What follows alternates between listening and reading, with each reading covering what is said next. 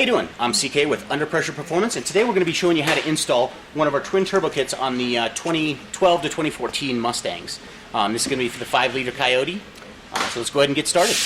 Alright, now before we get started, for those of you guys who are going to be doing this at home, we are going to be modifying the AC system, so the AC does need to be bled. So you want to take that to your local authorized dealer that is licensed to drain and recharge AC systems, and go ahead and have them drain it and evacuate it. That way we're not just bleeding it off into the atmosphere. Alright, to get started, what we're going to do is go ahead and start prepping the engine. We're going to remove all of the stuff that's in the way that we don't need. And we're going to also go ahead and start heat wrapping everything up to protect it, like all of the plastic and the wiring and hoses and stuff like that. So the air intake is going to come off. The air box assembly, both the manifolds on each side are going to come off, as well as the downpipes and the X-pipe crossover there. And we'll go ahead and clear that out of the engine bay. And then you can see we start heat wrapping everything. Now, for the wiring that's up in this corner here, what we actually do is disconnect the ECU. We're going to reroute the wires down to here. And you can see the ECU is going to be basically hanging just like that below the headlight. We're going to go ahead and bolt this up with a bracket a little bit later. But for now, we'll just get it down here out of the way. And if we pull the coolant line out, you can see we've got the fuse box down here. And we'll push that over in this area here. And we'll go ahead and bolt that up here in just a little bit as well. We're just going to kind of locate everything where it should be so that we have an idea of what all needs to be heat wrapped. Now basically anything that's going to be, the turbos are going to be sitting right up here in the corner, so anything that's around or near those, we're going to want to heat wrap everything to protect the wiring and the plastic and everything, keep everything from melting. So you can see we've already got started on this. We went ahead and heat wrapped all the wiring. It's going to be the same thing on this side over here. Basically the turbo is going to be sitting up in this corner, so we went ahead and heat wrapped here and heat wrapped here, both the cam position sensors, the wiring for those. Now the valve covers themselves are going to get some heat shields that go across the whole thing, so it's not that important that we wrap those up at this time. We're basically more just after the wiring and the loose peripherals and that on it. So go ahead and do that, get it all stripped down, get it ready to go in, and then we'll pick it up from there. Okay, now for mounting the fuse box, you can see we've got the angle iron aluminum bracket in here. That's going to bolt right up to the head here, and then we're going to go ahead and bolt right through it with an M8 bolt and a M8 125 nut on the bottom of it, and that's going to secure the fuse panel, or the fuse box, in place right here. So it's going to be basically down just behind the radiator and just below this lower coolant hose here. That way it's kind of tucked over there, out of the way. Alright, now to do the manifolds installed, we're going to have to lift up the engine a little bit to get a little bit of clearance room between the frame and that. The driver's side here is a little bit more tricky. We're actually going to remove the alternator, so go ahead and take the belt off and pull the alternator down. That's going to give a little bit of extra cubby hole space right here. So as we're feeding the manifold in, we're going to slide it right through here and right through that area. And again, we do have the motor mounts unbolted, and you're going to have to jack up the engine a little bit. Also, the studs that are in there, we're going to go ahead and replace those with bolts, because the studs are a little bit too long to fit the manifold in there. So after you pull the factory manifold out, go ahead and remove the studs. That way our new manifold's going to slide right in, and we'll go ahead and get that bolted up into place. The passenger side is somewhat easier. There's not an alternator in the way, but it's basically the same thing. We're going to go undo the motor mount bolt, lift the engine up slightly. That's going to give us enough room to slide our manifolds in and get those bolted up. Alright, now when we install the manifolds, what we're actually going to need to do is take the studs out that came in the factory that are in the head. That's going to give us a little bit more clearance room to slide the manifolds themselves in, and we're going to replace them all with these M10 1.25 by 20 millimeter long bolts. And we'll go ahead and bolt that all up. Now, for the gasket, you can either reuse the factory existing gasket, or what we recommend is actually just silicone. It's 100% pure silicone. You can get it from Home Depot, and it comes in just like a regular caulking gun, kind of what you do with your bathtub and tile, but you have to make sure it's 100% pure silicone without any latex in it. That actually is made of silica sand. It's got a higher melting point than the steel does, so it'll provide a real good seal. So what you do is just put a real light film layer of that on, and then go ahead and bolt the manifolds in. Alright, next thing we're going to do is go ahead and remove the rear AC line. This is going to be the low pressure side. That's the one basically going from the AC compressor here back over to just behind the strut tower, and it's connected with the one single bolt fitting. So we're going to go ahead and take that off, and then we're going to replace it with these fittings here. Now there's an O-ring on the factory one. We'll go ahead and take that off the factory one on both sides, and we'll slip it on here. This is going to bolt in place right where the line was, and this is going to allow us to switch it over to a standard NPT threading, and then we're going to rerun a new line from there down to the AC compressor. We're going to do the same thing on the AC side. You can see it's got the same fitting on there, and we'll go ahead and replace the O-ring on that, switch it over from the original one, and then we'll stick it back down on there. Alright, now we went ahead and removed the AC line that's going between the passenger side back by the firewall over here and the AC compressor itself. So what we're going to do is first modify that AC line. Now the AC line's got the fill port on it, and then this right here is where it turned into the hose. So what you want to do is you're going to take the cutoff wheel and cut through the collet that's crimping the hose to this hard line. Once you do that, then we're going to go ahead and slide on the nut here, as well as the collet. So we get the collet, there you go. We're going to slide both of those on, and then we're going to use our flaring tool to actually flare this out. Now it works best, you can actually crimp it with the flaring tool just below where these previous flares are for the where the hose ended. So we crimp that in there, and then actually use the flaring tool, but put it inside of your drill or inside of your brake press, and just push down on it like that, as opposed to putting it in the actual the normal flaring tool. Because with all this on there, most of the normal size flaring tools, it's not going to actually fit in there, so you're going to actually use your press for it. So again, just use the normal flaring tool crimp to clamp it there, set that up in your press, and take the end, the flare tool end off of it and flare that. What we're looking for is to flare out the end of it just like that, and then that way the collet and that are going to come back up like this. That way, once later on when we go to the Dash 10 stuff, this will actually provide a seated surface for the Dash 10. It'll mate up with it just like that, and then it's going to screw together like this.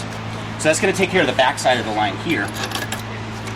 For the front side of the line down on the AC compressor, we're going to go ahead and use the adapter piece that we have here, and that is going to adapt it to a 3/8 inch NPT. Now we want to transfer over the O-ring and this gasket from the original other side of the line, the original one that we pulled off of there, and we're going to go ahead and bolt this on there. But before we do, we're going to screw in our 10AN fitting to this. Now this is going to be a 3/8 to Dash 10 on a 90-degree fitting, and we'll show you what it looks like here in just a second, so you can kind of see the orientation you want to end it up with. Once it's in there, the stud comes out of here, so you're not really going to be able to spin it. So you want to kind of turn it and set it up before you put it in there, and then we'll just slide this on. We'll bolt it back up to the stud just like it came off. This one here is good to go, so we're going to go ahead and bolt this one back up just like it goes. We need to put the gasket and the O-ring on there, make sure they're on there so that seals up. Then we'll go ahead and run our line, and we'll show you what that looks like in just a moment here. Alright, now looking at down below in the AC compressor here, you can see we've got the adapter fitting bolted up there, and you can see the 90-degree to 3/8 inch NPT there. Now that's facing down and slightly forward. So again, you're going to want to screw that in before you actually bolt it up, because with that stud right there in the way, it's not going to allow you to fully rotate it. So you want to rotate it to where once it's bolted up, you're going to have slightly forward and down. So as I'm looking at it from under the car here, it's kind of pointed directly at us.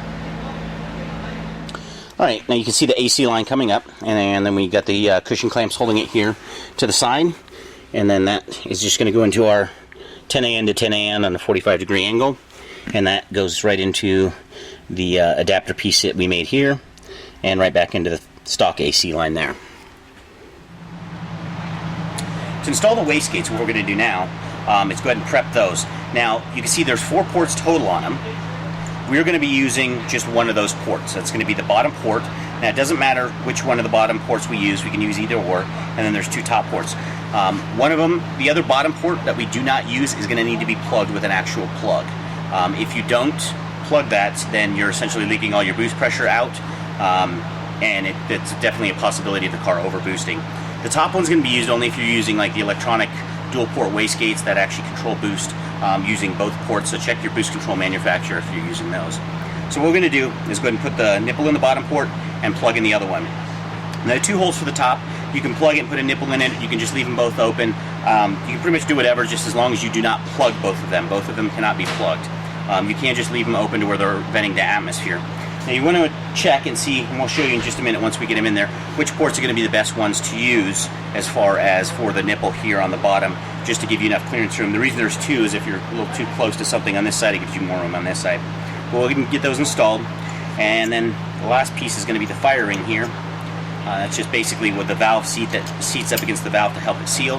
Now it should protrude out the bottom slightly, and when we go to put this on, you're going to have to actually push in on the wastegate a little bit to get the clamp on it. And then these just V-band clamp on there like a normal wastegate will. Alright, now to prep the turbos for install, what we're going to do first, we'll go ahead and loosen all 12 of these bolts. There's 6 on the compressor side and 6 on the turbine side. And that's going to allow us to clock this independently like this, so that way the center section is separate. That way when we go to bolt it in there, we can align our compressor housing as well as the oil lines, because the oil line here is going to need to be, the feed is the smaller port, it's going to need to be on top, and the big oil drain port is going to need to be on the bottom. And there's got to be pretty much completely vertical. That way the oil flow comes out of there. If you start kicking it sideways and getting angles on them, you can cause the oil to back up inside the turbo. It'll actually overfill and leak past the seals, and you get a bunch of smoking out the exhaust. 90% of the issues that we see and come across with turbo smoking out the exhaust or leaking oil past the seals is actually due to an oil return issue where the oil's not getting out of the turbo fast enough. It's not doing the turbos. All right, now to prep those, so once we get those loose, we're going to go ahead and that'll allow us to put it on there and mock it up. We're also going to go ahead and stick the oil feed in. This is the 1/8 inch NPT to dash 4 fitting. And then for the base of it, we've got the oil adapter plate, and we're going to use RTV sealant as we bolt it up with the 2 Allen head screws here. And then we'll use some Teflon tape as we do the 1/2 inch NPT on a 45-degree angle to a dash 10. And we'll get this orientated. We'll show you how it's orientated once we get it in the car, that way you can see which direction you're going to need to point it in that. Last thing we're going to do is going to be the 5-bolt flange here, which this just bolts up right there with the M8 1.25 by 20 millimeter bolts. And again on this one, we're going to use a little bit of silicone. Now you do want to make sure you get a little bit of silicone around this hole here as well. This is for an optional internal wastegate that we're not using, so we don't want it leaking actually out past the 5-bolt here. So again, real light layer of silicone around this. We'll go ahead and bolt that up just like that. Now for you guys using the 6182R turbos or the 72104s, you're actually going to have a 4-bolt flange instead of a 5-bolt, but it's going to go on basically the same way. You'll have a brass oil restrictor here instead of the 1/8 inch to dash 4 MPT. And your bottom oil return is going to be the same. So we'll go ahead and get these all prepped up, and then we'll get them mocked up inside the car so you can kind of see the orientation and how they go. Alright, now put the downpipes in. It's pretty straightforward, but they are a little bit tricky. What you're going to do is, with the engine still jacked up, we're going to go ahead and they both go in from the top, but you're going to have to rotate and twist them around and kind of fish them in there as you go in. But they both go in from the top. Now, the driver's side, you want to take and make sure that the steering shaft down below is disconnected and shifted all the way over towards the outside of the car. That way, as the downpipe goes in, it doesn't catch it or it doesn't end up on the wrong side of it. So you want to disconnect the steering shaft, push it all the way towards the outside, and then rotate the downpipe and slide it into place. These are going to mount up basically just with their standard V-band clamp here, so we'll go ahead and clamp those on. And then the bottom side is going to have the 2-bolt flange. That's just going to mate up to your factory exhaust. Alright, now here we're going to go after the oil feed. And you can see we're in here right behind the alternator. There's going to be your oil sending unit. So we'll go ahead and pull that out. And in place, we're going to stick these 1/4 inch male, female T. The sending unit, the oil sending unit, is going to go right into the end of it there. And then we're going to come off the other end, or off of the T portion there, with a 1/4 inch to dash 4 adapter. That's going to give us our oil supply feed. And off of that is going to be our shortest of the 2 dash 4 oil lines. And we're going to come off of that with the straight fitting you can see there.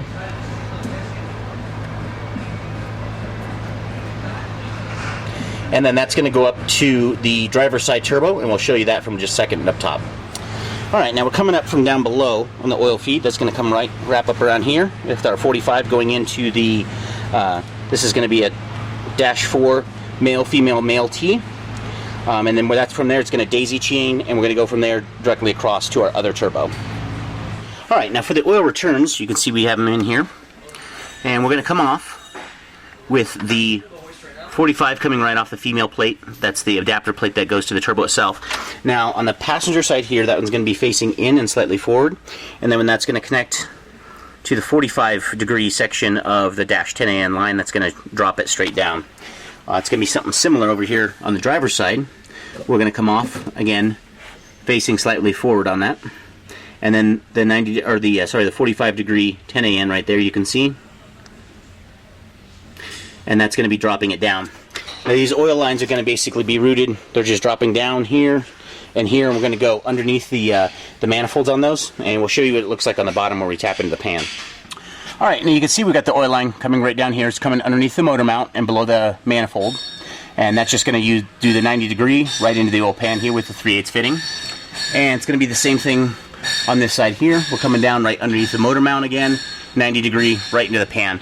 Now the pan fitting here is going to be a 3/8 inch MPT to dash 10AN adapter. And the way we're going to seat that into the pan is we're actually going to use a punch, and we're going to just put it up there like you're dotting your hole to drill it. We're not actually going to drill the hole. we're going to punch the punch all the way through the pan and poke a hole in it. And then what you want to do is go to a bigger and bigger punch into an awl to where it actually flays it open. So as we punch it in, we're going to make the hole bigger and bigger, and what that's going to do is the surface of the pan itself, it's going to lay it over inside of there like this. That's going to give us a lip that we can actually tap into. So you're going to want to tap it and punch the holes into it and widen them out with bigger and bigger awl, and keep going deeper with it until a 3/8 inch pipe tap will bite onto it. And then the hole that we've actually made will have little flares on the inside, and this is what we're going to use to cut the threads for the 3/8 inch pipe tap in. Then we'll just go ahead and seal it up with some sealant, screw the 2 fittings in there, and then we're good to connect everything. So what you want to do, connect your oil lines up top first, root them down here, and see where they're hitting on the pan, where they're going to come out at. That's going to make your mark for it, and then go ahead and use your awl. You should be able to do all of it while it's still in the car. You shouldn't have to pull the pan out of the car at all.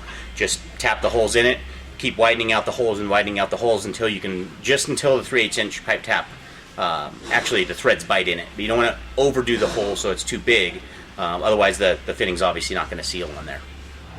Alright, now as we look under the passenger side headlight here, you can see this is the electrical harness, and this was a retaining plug that was actually in this hole right here. We're going to go ahead and remove that, and then we're going to utilize that hole to hold up the ECU here, and we're going to do that with this angle iron bracket here. So we're going to go ahead and bolt that up, and that'll maintain the ECU down in this corner here so it's not flopping around. It's kind of nice and secured. We'll show you what that looks like here in just a second once we get it bolted up. Alright, here you can see we got the ECU secured up under here, and again there's the right angle bracket just coming from that hole where we took the plastic clip out of. And we're securing it down with 2 M6 1.0 by 20 millimeter bolts. Each one's got a nut, and then there's a washer on each side as well. And that's just going to secure the ECU down here, right up behind the front bumper. Alright, now to install the intercooler is pretty straightforward. What we need to do first is on the pinch weld seam here, we're going to go ahead and make 2 horizontal cuts, so right there and right there. And then we're going to take that and actually fold it back down under. So if you look at it from underneath here,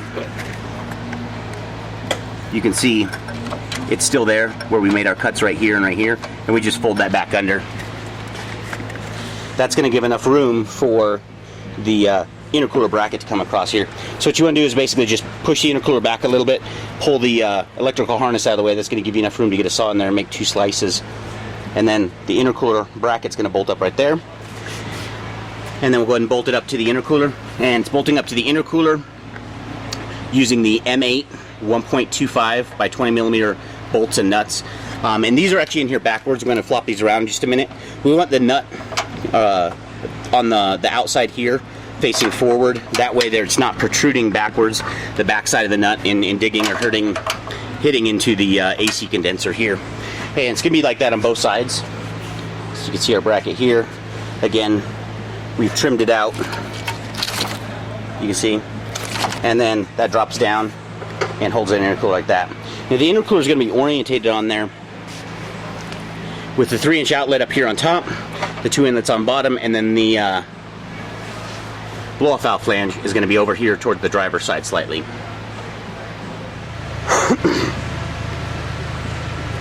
Alright, now once we get the bracket on there, we'll go ahead and put the radiator stay bracket right back on top of it. That's just going to bolt down like normal.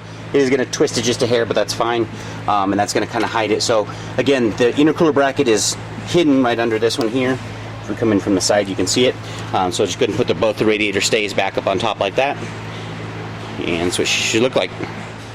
Alright, the blow-off valve is a pretty simple install. Basically, it's just going to sit right up on here on the intercooler like that on the flange, and we're going to clamp it down using the supply clamp that came with it. Now, before we install it, we're going to go ahead and put in a plug in one and the port in the other. Now, it's important that we put the plug in it. If you don't, basically the blow-off valve is not going to work because you're going to have a giant leak on one side. They put 2 ports on it so you can kind of position it differently depending on how you need to have it angled, so that way you can get the hose routing properly. But once you get it up on there, it's going to rotate 360 degrees anyway, so it doesn't really matter which one you put in where. We're going to basically just put that in there. We'll set it up on there like that. We'll get our hose position where it's not going to be interfering with anything, and we'll get that clamped down.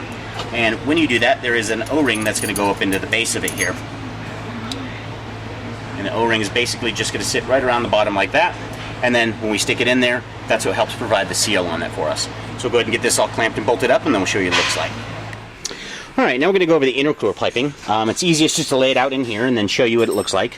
So you can see we've got the driver's side turbo clocked to where it's pretty much facing over towards the passenger side here on the bottom. We're going to come off of that with a 90-degree coupler, and that's going straight down. That's going to go into the longest S-bend. That's going to be a 90 there, comes forward, and then 90 down. That's the longest of the 2-inch intercooler pipes. And then that is going to just 90-degree right there into the bottom of the driver's side turbo. Passenger side is going to be somewhat similar. This one's going at a 45-degree angle down and over towards the driver's side. We're going to 90. And then it's going to come into the shorter of the S-bend pipes. This is going to 90-degree bend down. And then 90-degree bend forward. And then right there we're using a 2-inch coupler, just a straight coupler. And then that's going to come into our last pipe, which is going to come out. And this has got the double back 45 on it. So it's going to come out, shuffle back and forth with the 45-degree angles, and that's going to come straight down, and again 90-degree right into the intercooler there. Now for the output, we're going to come off the intercooler here with a 3-inch 90-degree elbow, and that's going to shoot back, and then it's going to go right through here. Now that's our straight intercooler, 3-inch intercooler pipe going through there. That's just the straight 7-inch one. Then that's going to come to our 3-inch to 3.5-inch 90-degree reducer, and that's going to 90-degree, so we're coming up kind of at a 45-degree angle. And then the last of the intercooler pipes is going to be the 3.5-inch 45, and that's got the MAF card on it. So we're going to go ahead and take the MAF out of our existing intake and relocate it in here. And then last, the 3.5-inch 90-degree coupler right into the throttle body. And so you want to go ahead and lay that out. It's easiest to set it on there with all the clamps in place, but don't actually tighten them, and that way you can wiggle it around. Some of the clearances, especially getting this 3-inch through here, are really, really tight. So it's easiest to leave everything loose. That way you got some wiggle room. Once you get it all laid out and set up in there, then go ahead and tighten all your clamps down.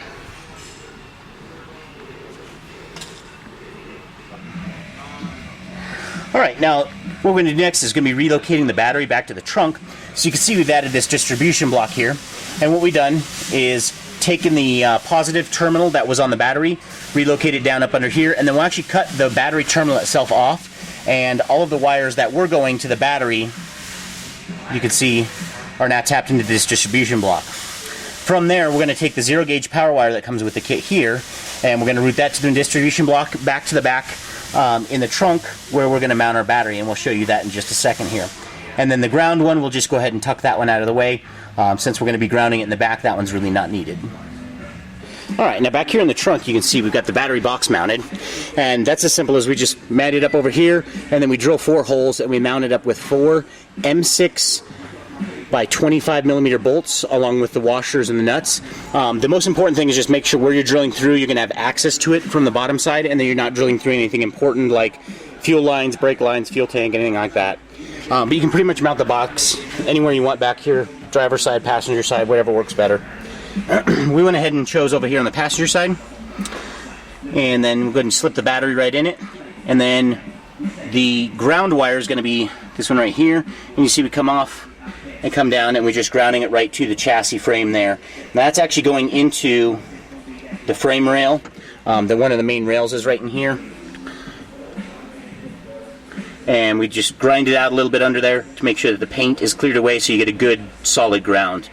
The power wire that we're running from the distribution block up front, we're basically just going to chase underneath the trans tunnel of the car, zip tie it up out of the way, as well as use the rubber cushion clamps that will self-tap screw up into the car. That's going to mount it and kind of keep it tight. Just make sure it stays away from anything hot or anything moving like the drive shaft itself. For that one, we're just going to loop it right up from this back corner here, and that's going to go right to the battery there. So nothing too out of the ordinary, just basic relocation of the battery to the rear, and then we're just tying it in and using the distribution block up front. Alright, the next thing we're going to do is install our valve cover heat shields here, and those are pretty simple. They just basically slide on. There's one for the driver's side and of course one for the passenger side, and the hole cutouts go in the front because that's where the cam position sensors go, as well as the cutouts for the PCV. Now the PCV we're going to leave open. You can run those to a catch can if you want to, but we went ahead and put the cutouts in there since we're not eliminating them completely in case you do want to utilize a catch can system. But there's 3 bolts along with the 3 washers, and that's just going to bolt the cover right up to the existing valve cover there. That's going to help hide and protect the coil packs and all the wiring and that under there. And it's going to be the same thing over on this side. We've got the 1, 2, 3 bolts that are going to hold that in place. And that's going to kind of give the heat protection to the coil packs, the valve covers, and all that plastic stuff under there, as well as the wiring and that, keep everything protected and safe. Alright, and that about covers it for the install now. Now it's ready to basically just be put on the dyno and tuned. And we'll go ahead and get to that next.